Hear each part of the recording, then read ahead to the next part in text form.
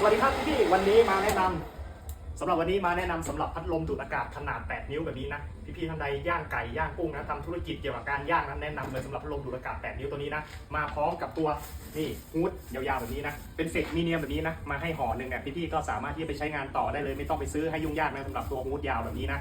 เดี๋ยวมาเทสใช้งานกันนะครับเปิดให้ดูนี่พัดลมดูดอากาศ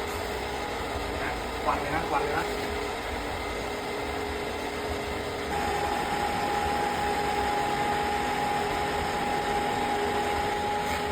เอาเป็นว่าสำหรับพี่ๆใดสนใจนะสำหรับพัดลมดูดอากาศใหญ่ๆแบบนี้นะดูดแรงๆก็เหมือนเดิมเลยที่ตะกร้าเหลืองด้านล่างนะพี่นะบ๊ายบาย